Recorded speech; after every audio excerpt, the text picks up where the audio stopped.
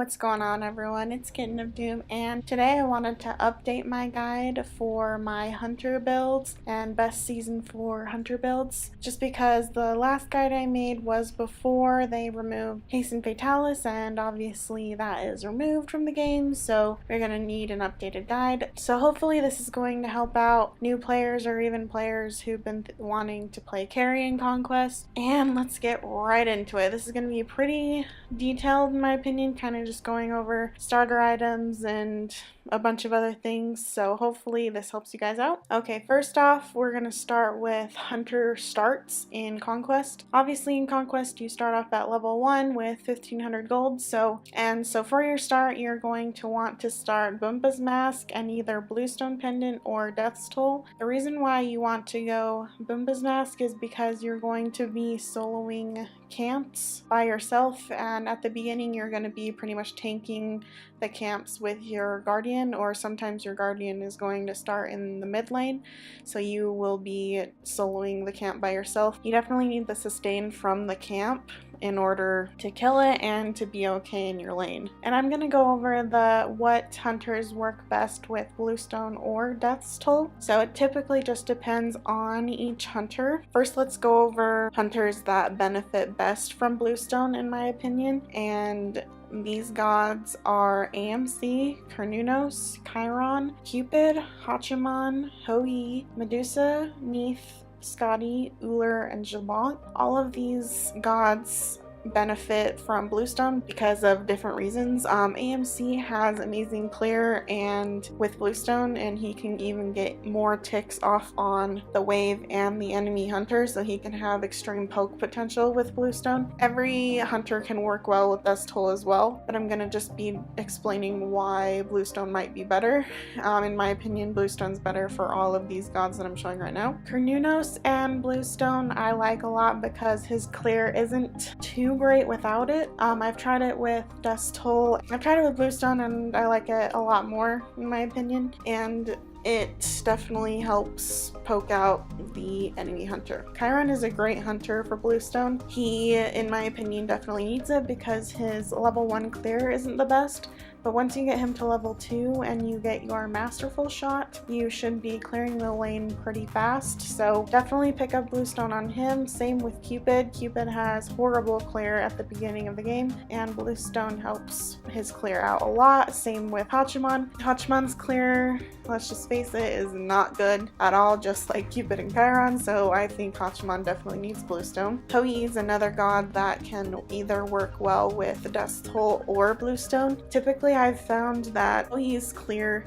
isn't too great, so that's why I like picking up Bluestone, but if you can get those double bounces on the minion waves and you guys are like Hou-Yi mains, then go ahead and pick up Death's Toll. Medusa is the primary example of Bluestone on hunters. Like, her wave clear is really great with Bluestone, and you pretty much never want to be building Death's Toll on her because she needs it for lane clear. Neith obviously doesn't need Death's Toll because she has a heal in her kit. Bluestone procs on all of her abilities, so it just makes sense. Scotty's another great one. Bluestone procs on her 1 and her 3, so she clears pretty fast with it. And Uller, another prime example of a Bluestone pendant warrior. He has Bluestone proccing on his abilities a lot as well, and same with Jabot. He has troubles clearing the lane, so pick up Bluestone on him. Alright, next up we have Death's Toll hunters, and these are obviously hunters I think benefit most from Death's Toll, and pretty much you want to be building Death's Toll on auto attack based hunters. So hunters that are great for it are Anhur, Artemis,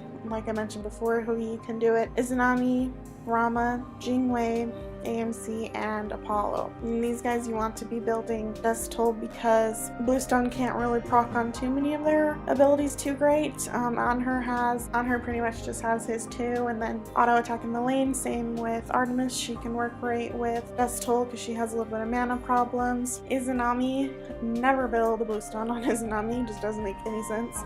She has amazing wave clear just with her auto attacks, and Death's Toll helps increase that even more. She can have great sustain with it. Rama is just like Izanami. Bluestone doesn't like proc on anything on him, so you never want to be building Bluestone on him. Jingwei, never build Bluestone.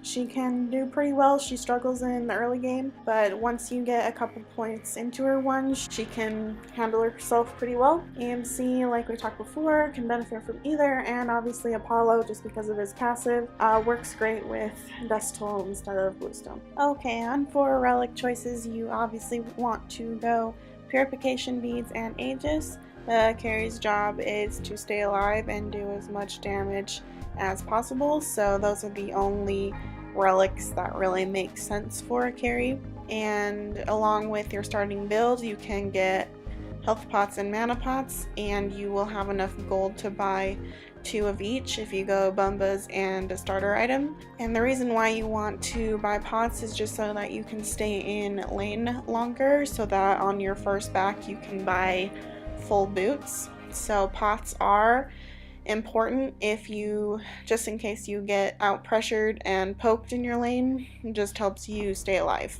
First build we're going to be going into is a triple crit build, and crit is actually back in the meta right now as well as lifesteal. So first build is Ninja Tabby, Devourer's Gauntlet, Executioner, Poison Star, Rage, and Deathbringer. And if you don't want to go triple crit, you can always throw in like an Odysseus bow in place of one of the crit items, just to get more attack speed if you wanted to. And Ninja Tabby, you always want to be building on the Death's Toll gods. So you're going to be wanting to build Ninja Tabby, especially when you're building crit, and on auto attack based gods like Anhur, Artemis, Houyi, Izanami, Rama, Jingwei, AMC, and Apollo. And Devourer's Gauntlets just helps you stay in lane longer. Like if you're poked out, you can go heal off of the buff camps or even the minion wave. Devourer's Gauntlets are great for hunters to solo Gold Fury or Portal Demon. It's really great when your team can distract the enemy team while you're soloing Gold Fury, so you can get that really big objective for your team. I've done it plenty of times, and it's super fun to kind of trick them into not knowing that you're doing it by yourself. Executioner is a staple in every hunter build right now. It's just so good. Great attack speed, has great penetration, and there's no reason why you shouldn't be building it in penetration builds or crit builds. Poison Star is actually really great right now. They buffed it. I believe they buffed the crit chance of it. So either that or Wind Demon, whichever you prefer. I kind of like the passive on Poison Star, which helps slow the enemy god, so it's all up to you. I really love Rage just for its extra crit chance when you get all 5 stacks, and obviously Deathbringer you're going to want to build in every crit build just because of the extra crit chance it gives you. I wanted to also mention crit can be pretty much beneficial on every hunter. The only hunters I don't like building crit on is Scotty, Chiron, and Cupid, just because I think they're super ability based. Even Uller probably wouldn't prefer building crit on him either. Everyone else is pretty much free reign. The only reason I don't like building it crit on those gods is because their abilities hit super hard with penetration. Going into build number 2, which is more of a penetration focused build, and with penetration builds you always want to be going Warrior Tabby, and obviously gods whose abilities hit harder benefit more from Warrior Tabby. And next up you're going to want to build Transcendence into Aussie, Executioner, Kin Size, and Odysseus Bow. Transcendence is amazing on ability-based hunters, makes their abilities hit super hard. You're going to have almost infinite mana to keep casting your abilities all the time, and it's a great power spike early game. I like building Aussie because you're going to always want to build lifesteal somewhere in your build, because pretty much every hunter right now is building lifesteal, so you're not going to be able to box them as efficiently if you don't have lifesteal.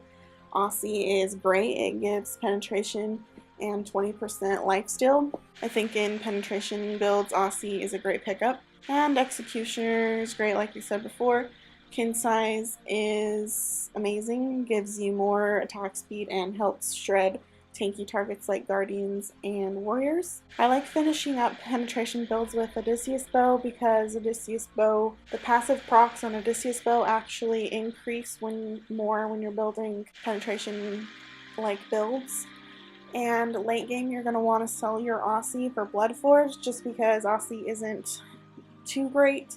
Late game Aussie is a tier 2, or some people have even been doing double lifesteal, so it's all up to you. I would probably just prefer to sell Aussie for Bloodforge. Bloodforge has a ton of power packed onto it, and late game you're going to be mostly team fighting anyway, so Bloodforge will give you an extra advantage once you've killed an enemy god because it gives you that shield. And pick up Brawler's Beatstick if they have healers on the other team. Just switch that out. And if you didn't want to build Odysseus Bow, you can go ahead and build Titan's Bane in its place. You're just going to be losing a lot of attack speed, but you're going to be hitting really hard, and your objective shred is going to be amazing. And last and final build I wanted to share was another super penetration build, and it is Warrior Tabby, Transcendence, Aussie, Crusher, Titan's Bane, and Odysseus Bow. This particular build I love building on Scotty, Chiron, and Cupid. Neith can even benefit really well from it as well.